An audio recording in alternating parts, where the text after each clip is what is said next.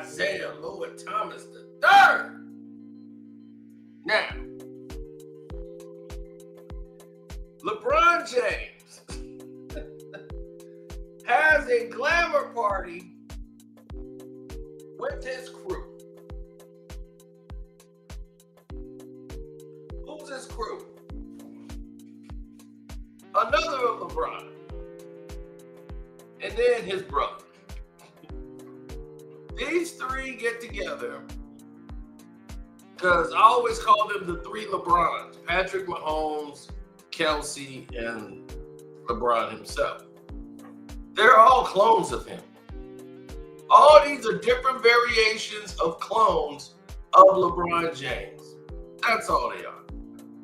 So when you see this play out in real time, what people don't realize is that in real time, this has become a major sticking part or point in a stickler situation.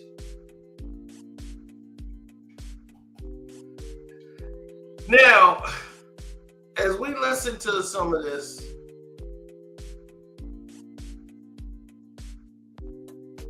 we're like, what?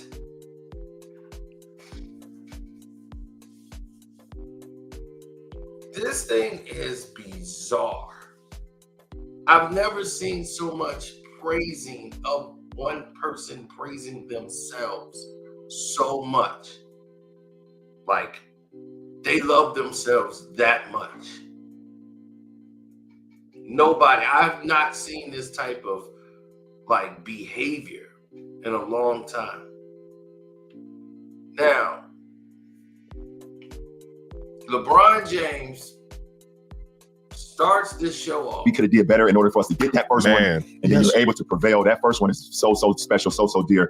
But man, it's nothing better for me than that Cleveland one, just because of everything. Like you said, the 50+ years of no championship in Northeast Ohio. The 7 years I was there beforehand, and it took me to leave and to come back to understand or appreciate it even more.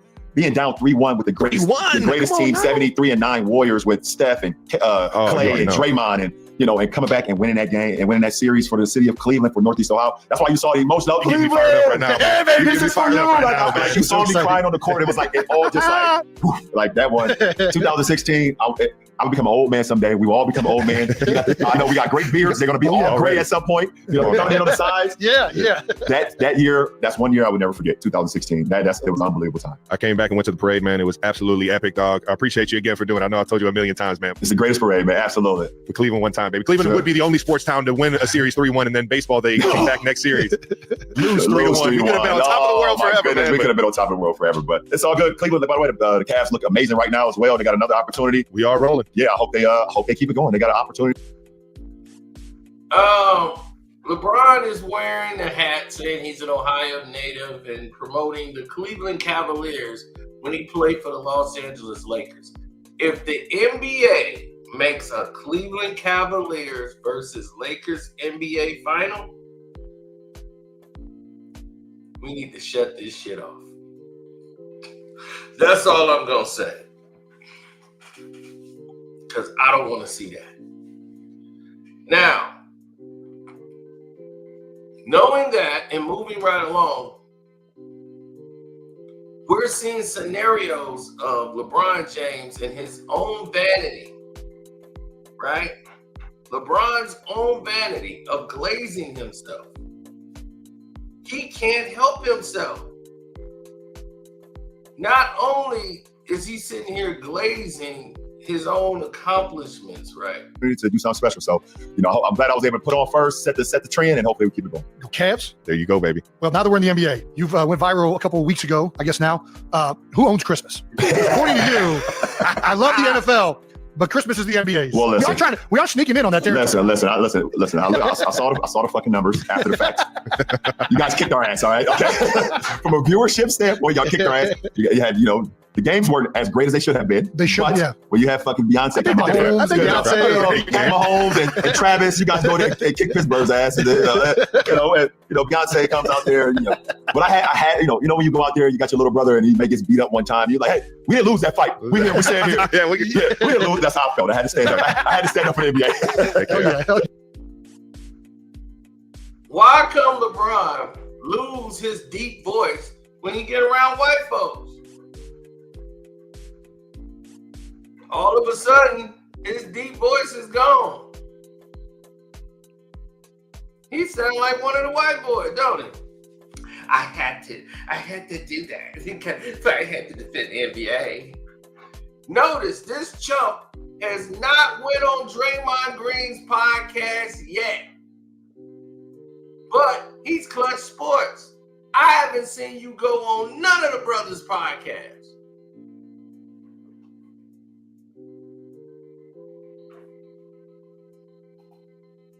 That's right, Joe. I haven't seen this dude, nobody go on his podcast yet. Yeah.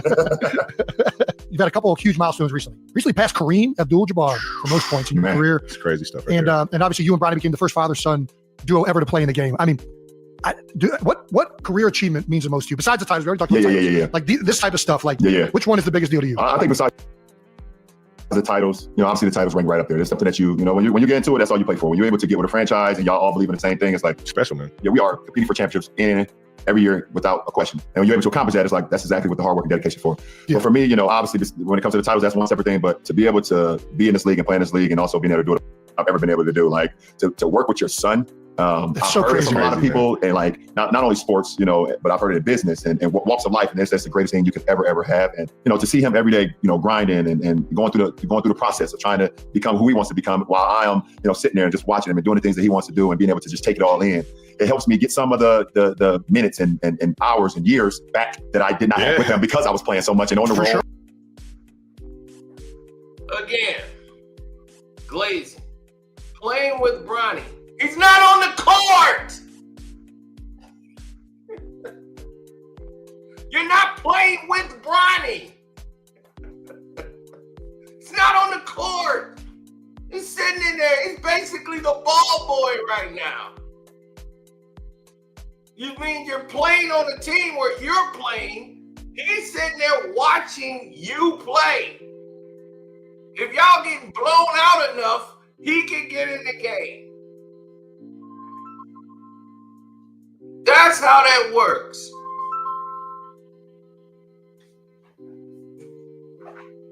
Now, I was thinking, so much went into this nonsense, yo. So much went into this nonsense. He's just so glazed and brownie. Oh, this thing is. Then it comes to the Jordan pickup game. Now, here we go. You playing in an infamous pickup game with Michael Jordan when you were 16 years old. What was it like? Is that true? Like, can you tell us how you played? Yeah. So when I finally was able to get on the court, first of all, MJ, Antoine Walker, and the rest of those guys did not let young guys get on the court at all. And I was 16 years old. I was sophomore in high school. And it takes a while to get on the court. It's usually when the older guys, they get tired and they don't want to play no more. They like whatever. But I did. And I was able to get on the court alongside. I was on the court with Michael Jordan, Antoine Walker, Penny Hardaway, Ron Artest, Michael Finley, all these guys. Who guarded you? Nobody. I was unguardable. And that's the lie right there. LeBron James love to lie, boy. I swear.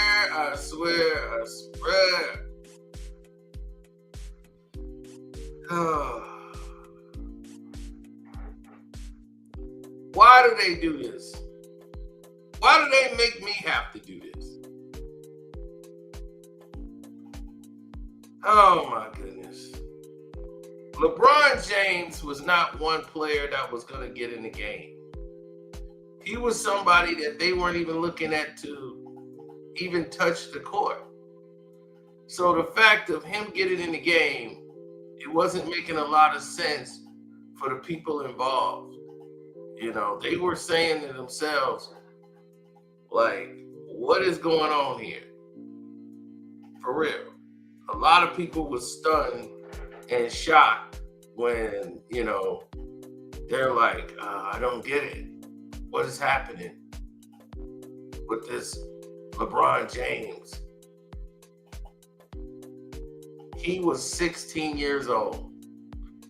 coming in there. Nobody knew him. Nobody said, "Oh, that's LeBron." Nobody cared. He didn't even have a jersey number. Somebody gave him a jersey, and then so he could play. He was just there basically to watch these guys. This is the actual clip from the actual photo from the actual game. People didn't have camera phones out when LeBron played. LeBron, let me tell you what really happened. Michael Jordan and his team was whooping everybody. They didn't lose a game. He had Ron Artest on his team. He had a couple other players on his team. They were dominating. Jamal Crawford was out there giving people the business.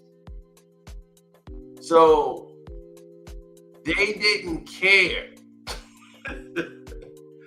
They didn't care about this 16-year-old kid who they just let get on the court. They have been playing basically 6-7 games straight. Running the table. Here he comes in cold, and he got a doggone... No, Ron confirms that he played LeBron and LeBron played well for LeBron. But Ron was guarding him. So the thing is, they're trying to make it like he dominated Jordan. Who won the game? Jordan and beat him. LeBron didn't win a game. His team did not win. They got blown out. That's what they're not telling you. They lost too. They got sat down. Notice how LeBron didn't say, "We won." He said, "I was unguardable," because they lost. They got blown out. They got beat.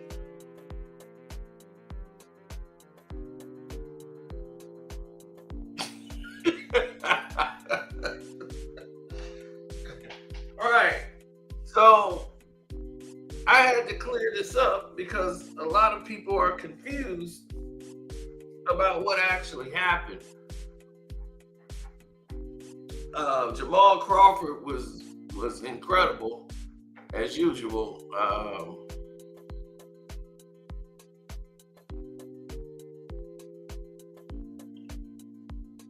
Well, he probably didn't know who all was on his team, but I mean, he knew of them. Tim Hardaway, I think, was there. And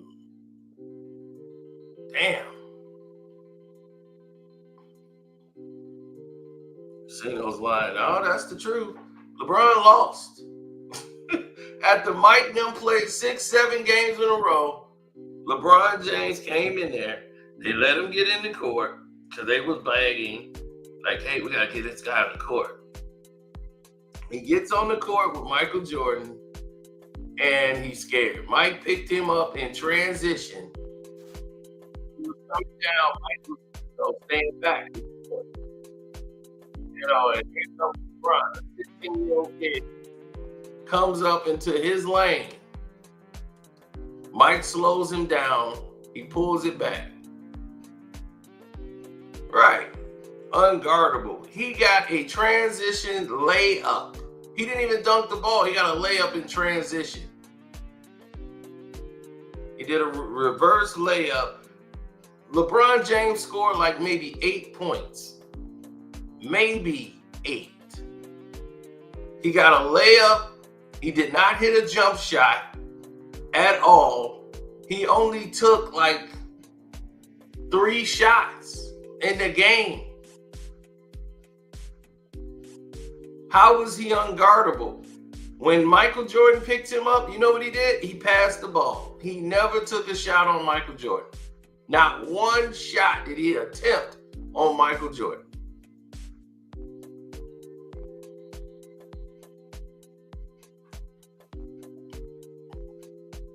Never took one shot. That shows you right there the mental weakness. He never took one shot on Michael Jordan. When Jordan picked him up, never took one shot. When Mike got the ball and they switched and put LeBron on him, what did Mike do to you, LeBron? What did Mike do to you? He backed you down and he hit a fadeaway on you. All net.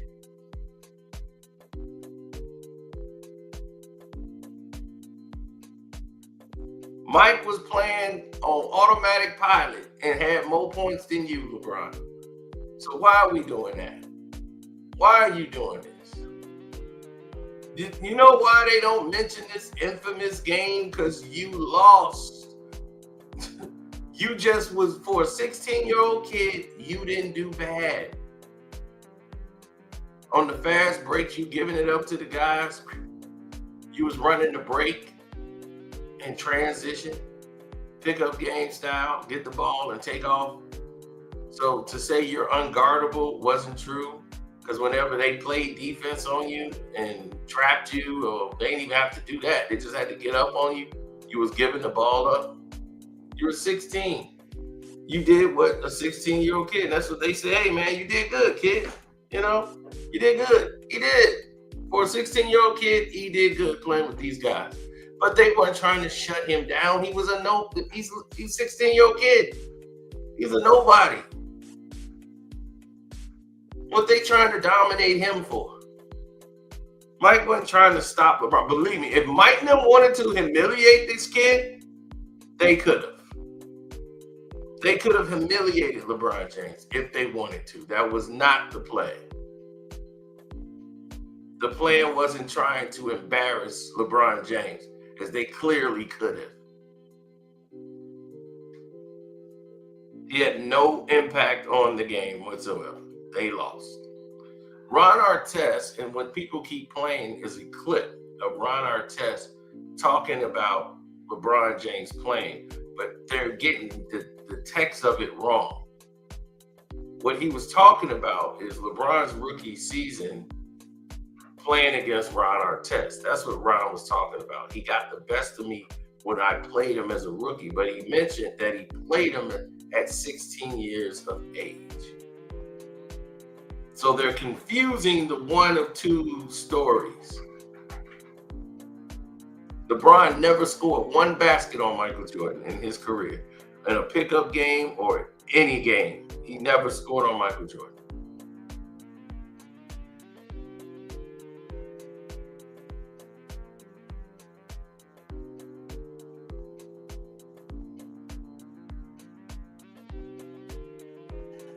I know what he meant, because I know what he said.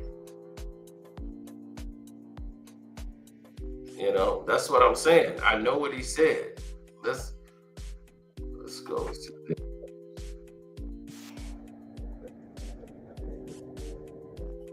Who had some words to say about you, right? LeBron, oh yeah. Well, I played against LeBron when he was 15 in the summertime. Oh wow. He's me, Jordan, Finley. I was 19 when LeBron came in. So this is LeBron, Michael Jordan, Michael Finley. I assume this is in Chicago. Stackhouse in Chicago. LeBron was there working with the pros, he was in there working hard and lifting the weights and doing what he got to do. You know, with like Charles Barkley was in there at the end of his career, but then Antoine Walker was at the prime of his career, you know, and LeBron was getting good work. Right. You know, with pros at 15, he came back again at 16. Yeah. So he went back to high school, killing them, right? But I played against him the first time. He had 25. I didn't expect this. I was the best defensive player in the league. Yeah. You know what I'm saying? This was not supposed to happen. I was furious. Yeah. And then he came and pointed to, he told the Indiana fans.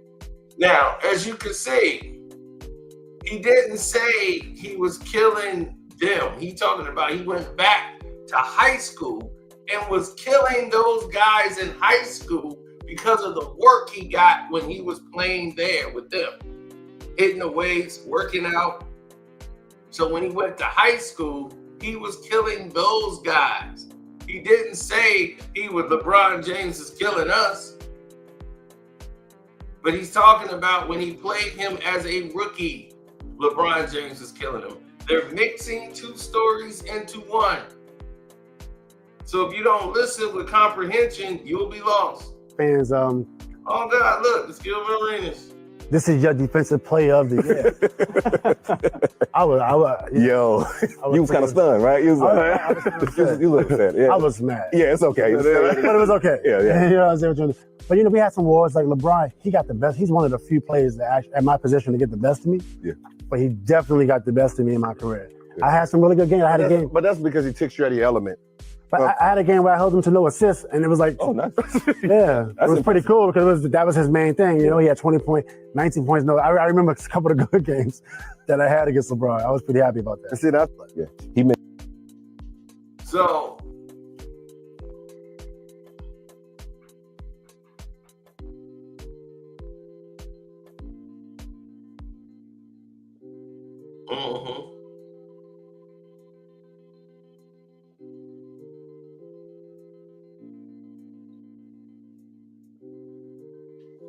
no, he wasn't on Jordan's team until they switched and put him on Jordan's team.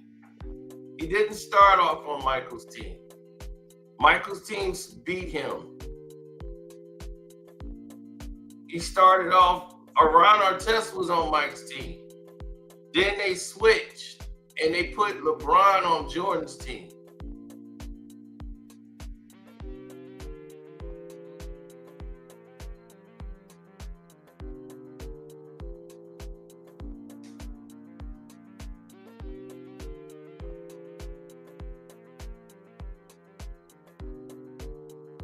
That's what we're talking about. When you start putting in stuff like that, then people know automatically you don't know what you're talking about.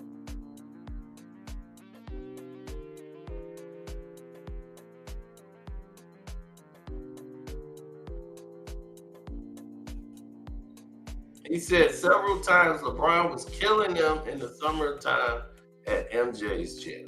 First, it's not MJ's gym. Two, he wasn't killing anybody because he wasn't getting on the court.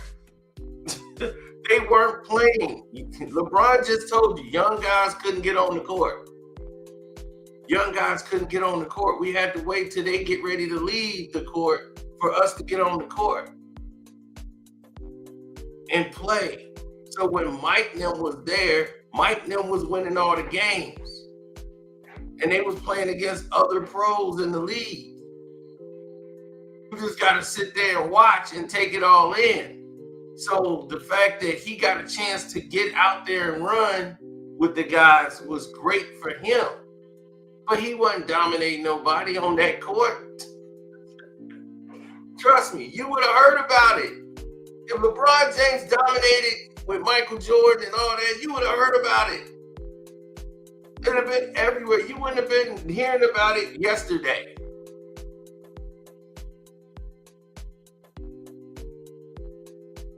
He wasn't killing. How you getting 3 baskets, right, in a game and you kill him? How you not hitting 1 jump shot in the game but you kill him? They switched up the players and said, hey, Ron on that side, you on this side. They put LeBron on the team with Mike. Come on, stop. Michael's team never lost.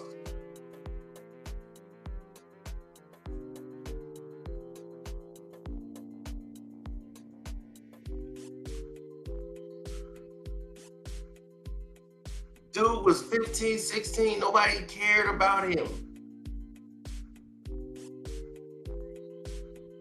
I was unguardable. Oh my God, it's crazy. Just to hear him talk like that is crazy.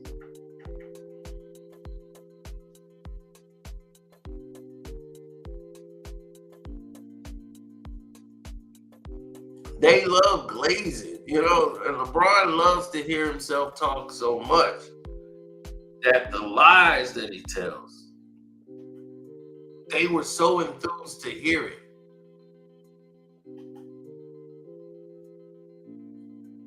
They never gonna tell you really the full truth. When they played that game, LeBron was on the other team. They were getting blown out. They switched, and they put LeBron with Mike, and he played with Mike.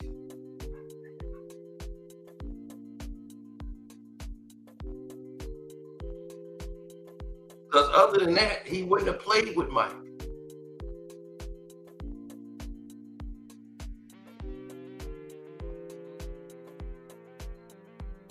He got in late. Why do you think he got in? Think about that for a minute, right? When LeBron and them show up, according to his story, Mike and them have been playing already. They've been winning. They have not lost. They have been on the court. They got winning. So how would LeBron be on Mike's team?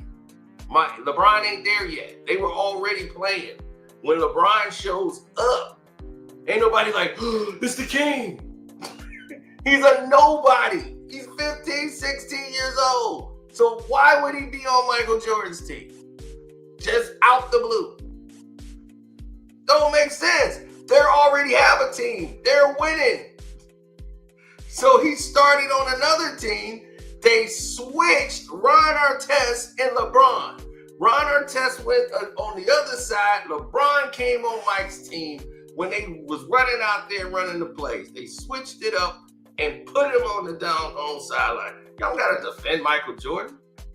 LeBron James never scored on the man, so what is it? He scored 3 baskets in the game. He had a breakaway layup. He had another layup. I don't even know if he did a dunk. He might have did a dunk. Don't know, but they were all breakaways. He got some assists on the fast break. He threw some hoop. So he was doing good for a 16-year-old kid.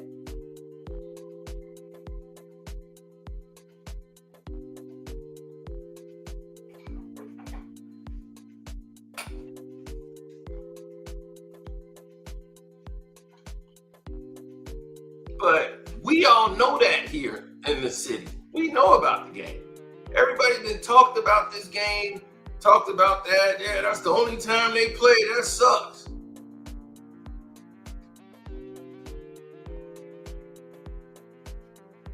But to say LeBron was unguardable is delusion.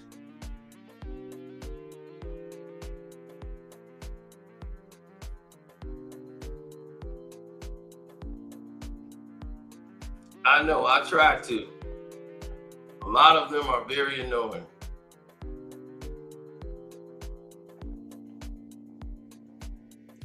There are so many classic basketball wars that went on. That's how we knew Scottie Pippen was a punk. He wouldn't go play. Like, you will see NBA games basically at every basketball court in Chicago.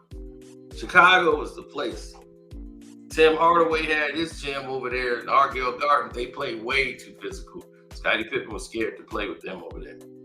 He was like, man, I don't like to play over there. Y'all play too physical. Scottie Pippen, yeah. They was like, Scottie, we come over there and play with y'all. Yeah, y'all play too physical over there. So in the summer, that's all you see is games. Guys playing pickup games here and there, all over the place. They don't do it like that no more. That's how Kevin Garnett was in there running a 5. Him and Ronnie Fields from Farragut, high school players playing with the NBA players, and this is why he went pro. Isaiah Lloyd Thomas III said, you should go pro. You don't need this. You should go pro. And he did it. Listen, I was 16. Baby. There's a was 16 the baby fro? Yep, that was the baby fro. I was in Chicago at MJ's court. It was called Hoops. There's a clip out right now of actually Metta World Peace talking about that moment as well. Like, I gotta check it out. When I finally got out there, I was like, I'm busting ass, man. I was nervous as hell, being out there with MJ and the rest of those guys. But I'm like, kidding me? I was like, I'm about to go crazy, and I did, man. That's awesome, man. I did. It's awesome, man. I wish I was in that gym that day.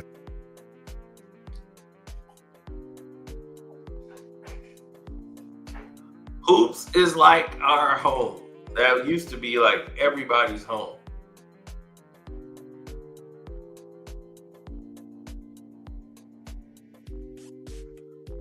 Kobe, no. Kobe never was out here at that time because when Kobe was in high school, he was on the East Coast. He was playing in Philly. The 76ers could tell you because he was giving all them the business. He was not even supposed to be practicing with the players. His father, Jelly Bean, hooked it up with the 76ers that Kobe could come in and play and practice with those guys. As a high school player, that's illegal. But Kobe was able to come in there and practice with the 76ers. So that was it. He was already playing with pros at high school, giving them the business. So he never came to Chicago for those runs. Because he played all the way on the East Coast, so he wasn't coming out here. LeBron was in the Midwest. So that's the only reason he came out here. And in the summertime, Kobe worked out by himself in LA. He ain't coming way out nowhere. Plus, at that time, that era was done. So they do something like that minorly, but they all do it in like California. Like they go to UCLA gym and start running. And you'll see Westbrook, a lot of them out there, but it's all Cali now. They do those kind of runs. Because now everybody's got a camera, everybody's got a phone. You can't do pretty much nothing. Florida do it too. And they start having these pickup games and stuff and scrimmages. But they don't play them like that no more. Like they don't just play a game. When guys get to work on moves and stuff, and man, I never forget. What's his name? He's talking king shit to Mike. And Sedale 3 came in and was giving these boys the business. Sedale 3, man, he was giving them the business. And who was that player? He was talking match MJ. Oh God. I think he played in college with Sedale 3. I can't remember his name, but he was giving Joe, he was on Mike's bad side. Mike hit him with about 15 straight baskets. He was Bubba. Nah, I don't know. Nah, it wasn't Ricky Pierce. But, man, he gave him the business. Mike gave him, he gave him the business.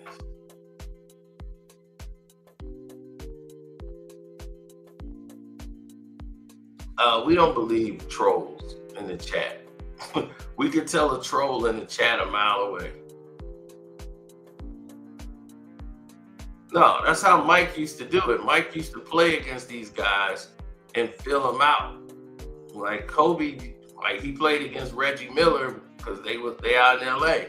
So when he played against Kobe one-on-one, Kobe liked to play people one-on-one more than run a 5.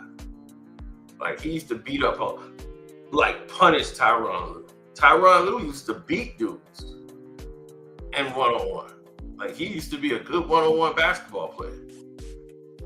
Even though he was short compared to them, he used to be a one-on-one basketball star.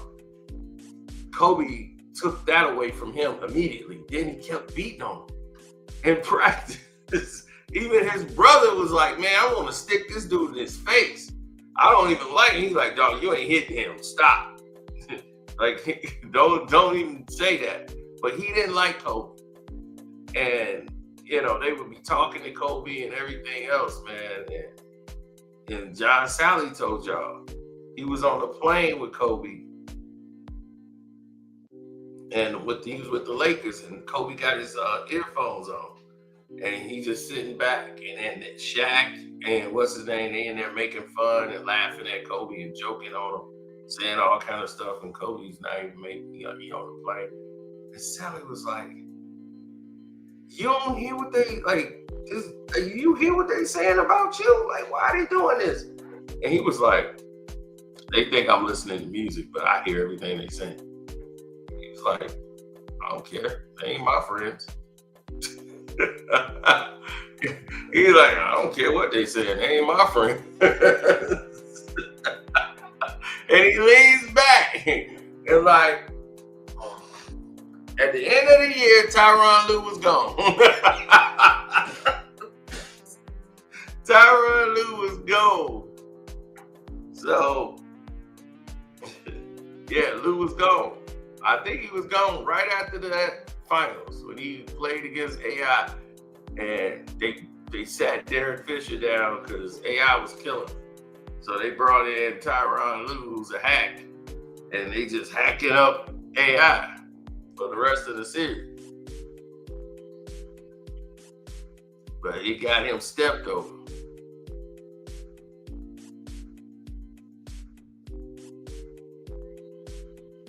Oh, we finna smoke them doggone Pacers. Put that defense on. Smother them.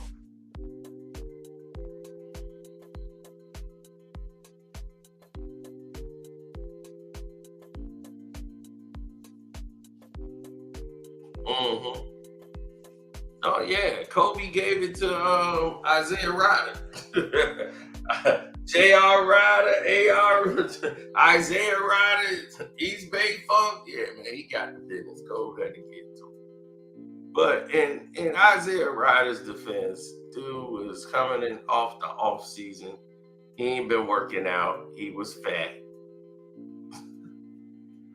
He was fat. Yep, completely fat.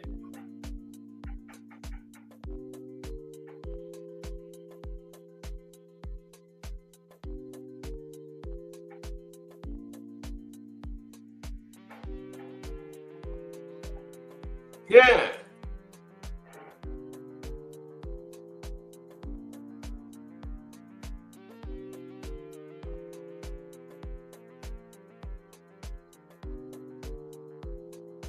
Mm-hmm. The same thing they did for LeBron. You're right, Lorraine, but they were the only team that was still together at that time. But Mike is still a problem. You know, you can. That guy is hard to stop. It takes a team effort to stop him offensively. You know, offensively. If that guy, he's a scoring juggernaut. So he's probably the best scorer in NBA history. We've never seen a scorer like him.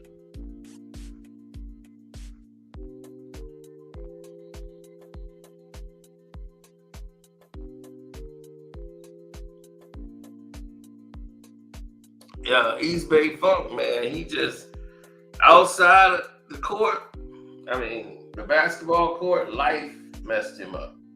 All the betrayals, all the people sabotaging his growth, everything. That's crazy stuff, man. Well, you see all these shoes behind me, man. You already know I'm a sneakerhead. Oh, I know. I've collected them over the years, man. Was it always Nike? You used to wear the T-Max at St. Mary. I think I seen you wear the old Iversons.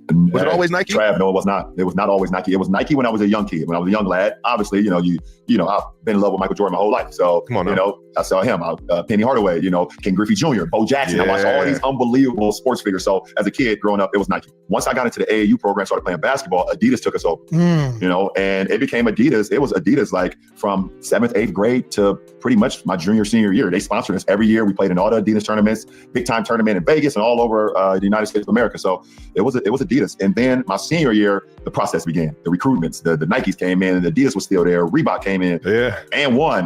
You know, all these companies came in, and I took on 3 pitches. I did an Adidas pitch, I did a Reebok pitch, I did a Nike pitch. The best pitch that I got, where I thought I was going to end up, was actually Reebok at one point. Reebok. I went to their meeting.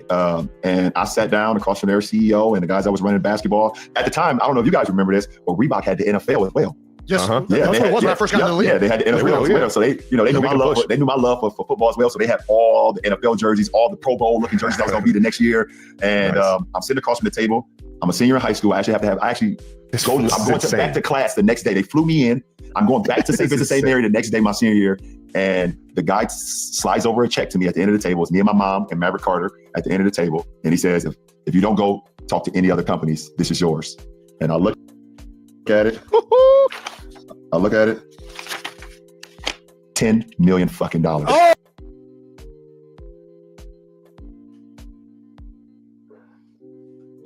$10 million. And look at them. Oh, $10 million check. Why did this guy do that? The CEO of Reebok is doing a pitch because he knows Nike's going to offer him way more. That's why he's saying, look, if you don't take any other money, no, that actually happened. I already know this story.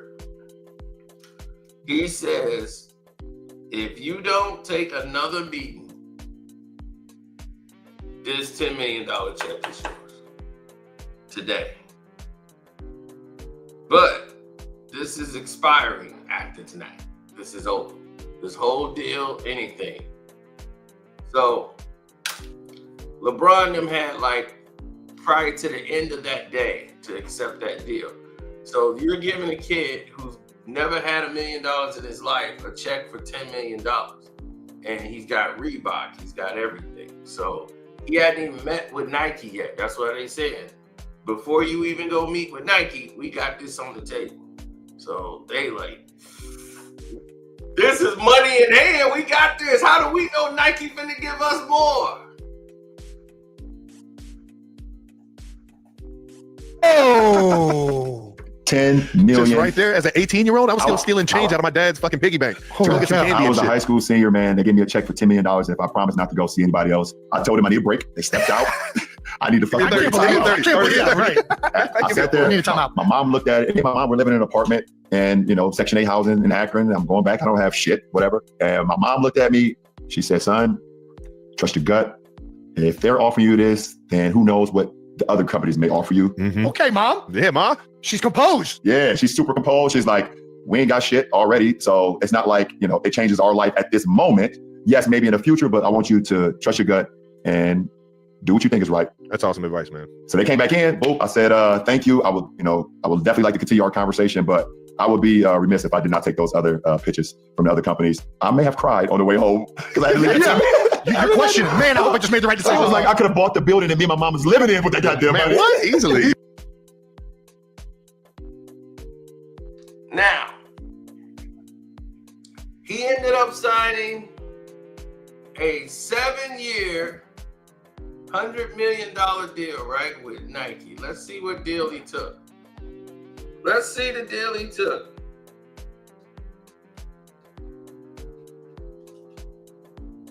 We want to quote it just right. Okay. In May of 2013, May 22, 2003. Sorry, not 2013. I'm a little sleepy. LeBron James made history, signing a record $87 million contract with Nike.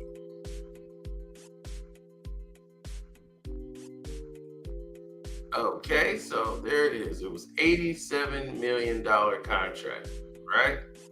So let's go. 7 years, $87 million. Reebok reported offered him $115 million with $10 million up front. So they offered him more money at Reebok. Adidas offered him $60 million. So those were the three pitches right there. Reebok offered him the best deal, but they gave him a $10 million up front. Hey, if you see anybody else, boom, that's it. So 7 years, $87 million deal with Nike. And a lot of people say that was a great idea. That was a horrible contract. 7 years for $87 million is horrible.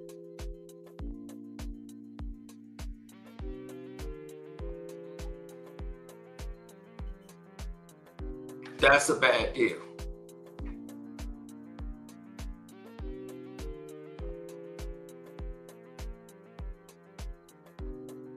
Do you know halfway. They made over $100 million. Well, let me not do that. Let me not do that.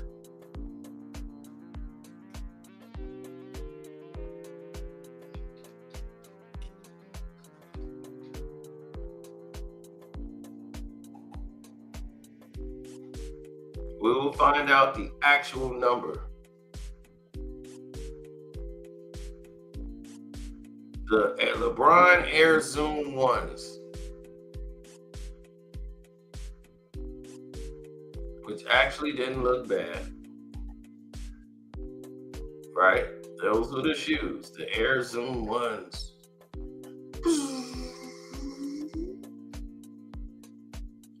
So the LeBron Air Zoom 1s, right?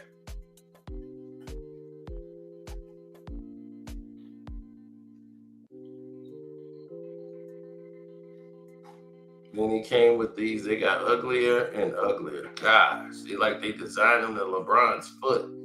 These shoes look terrible. Gosh, oh my God, these are awful. These weren't bad. The 6s, they look all right. This one didn't look too bad either. 6 and 7 look like they got bad. 8, awful. 9, terrible. This, they just stopped trying. Okay, yeah, they just gave up. This was probably a better one, the 12. Jesus. Oh, God, that's awful. That's even worse. They went with the design. That's pretty much don't look bad. 15. Yeah, that looks all right. 16. Pretty much the same shoe, just changing the design of it. This is awful. You kidding me? That's even worse. Oh, God, they really gave up. The witnesses at 22. Jesus Christ, these were awful shoes. Awful. Hurting my eyes. Exactly. So those shoes were awful. Completely awful.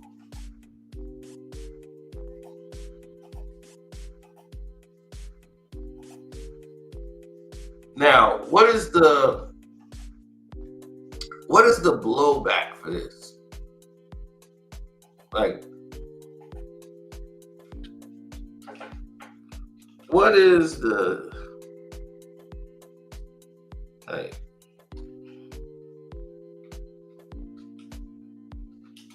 how much did Nike make off LeBron first shoes?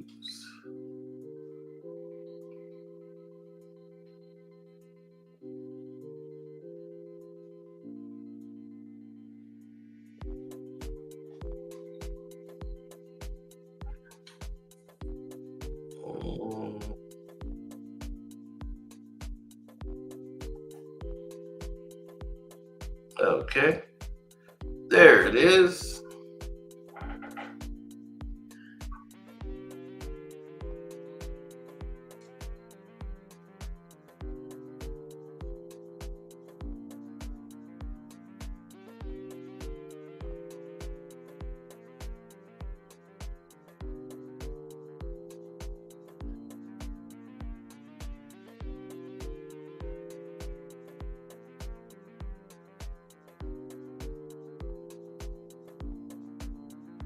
Okay, so LeBron's shoes at this point, halfway through, they sold $10 million of LeBron James shoes.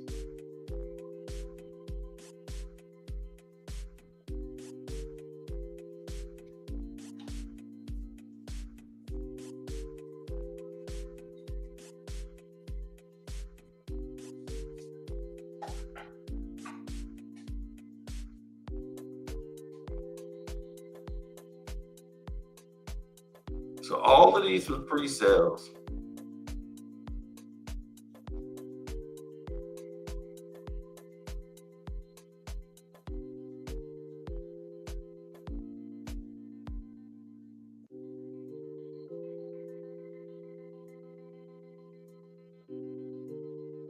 Yeah, they had to sell it and try to sell the shoe, and they didn't know how if LeBron would ever take off. Reebok had the better plan put in place.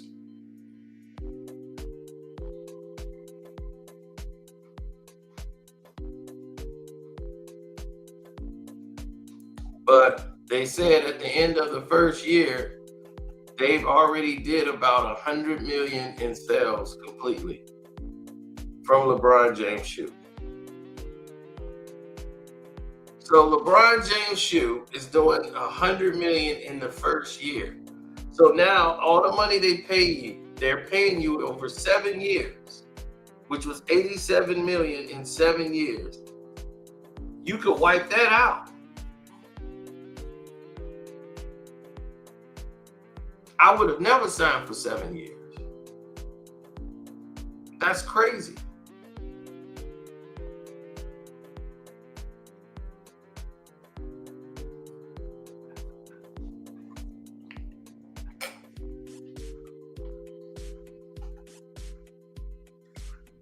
Would you rather Bryant not be able to, or just got better sooner?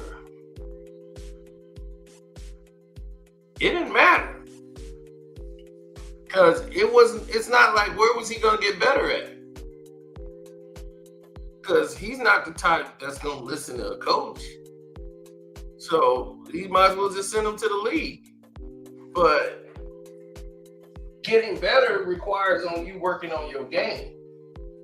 LeBron ain't going to spend hours working on his game, and he never did. He's a shortcut taker. So when you see a shortcut taker, you know what they're going to do. Take shortcuts. LeBron's going to shortcut the process. I'm going to work out on my body, work out at home, and work on my body, do my exercises, make sure I'm all right, and go from there. Other than that, that's all that bum's going to do.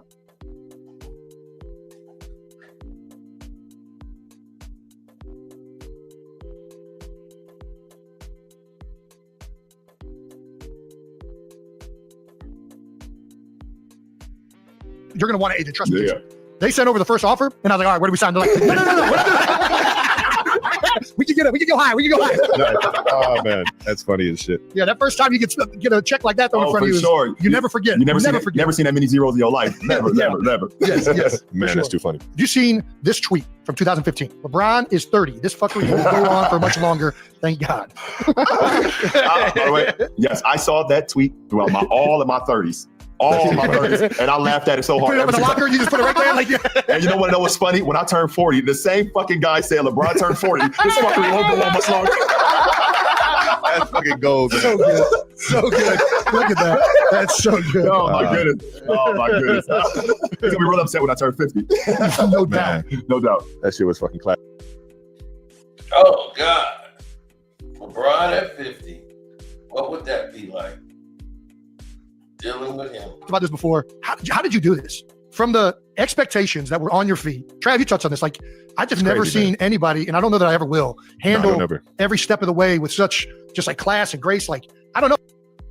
Now, I will give him that. LeBron James was able to, there was a lot of media scrutiny on him as a young kid. For a young kid to go through what he was going through, they put a lot of pressure on him.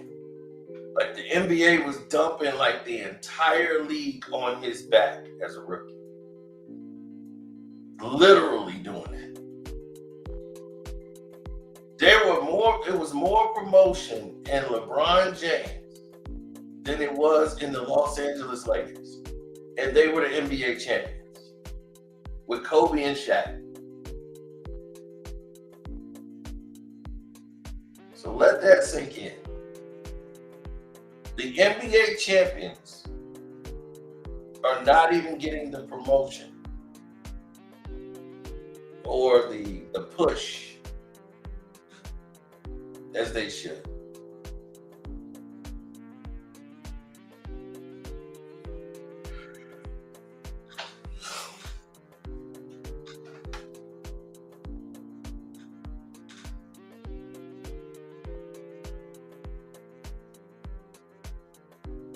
I've seen a lot of people come and go.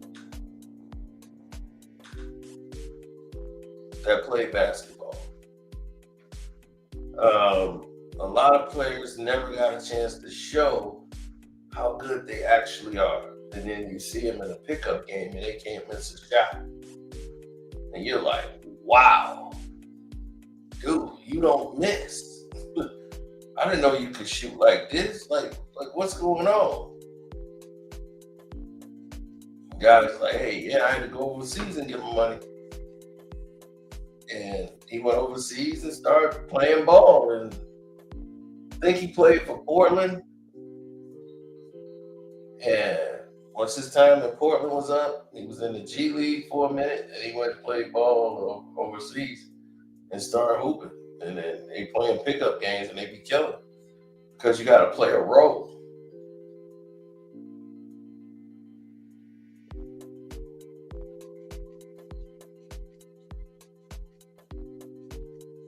Yeah, he had to balance a lot.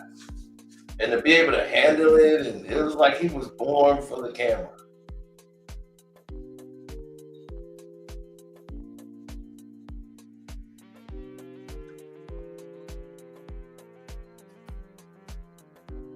Zeke beat MJ easy because he's just the smartest guy on the court. Michael Jordan wasn't that bright. He had to evolve his game. There was Air Jordan, and then there's MJ. MJ was the fadeaway. MJ was the guy that was okay. I'm skilled, and I can fall back on my skills. When Mike could no longer jump and pause in the air and do all this, when he was that MJ, he was unstoppable. But he went to play baseball and destroyed his legs. And he cut off his hang time.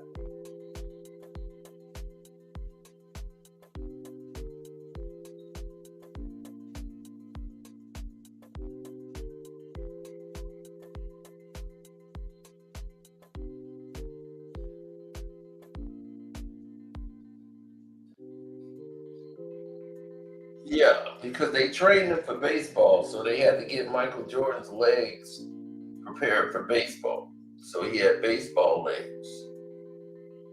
So when he came back to play in 95, he didn't have his legs under him. And that's why he didn't look right when he tried to jump the dunk. He looked weird.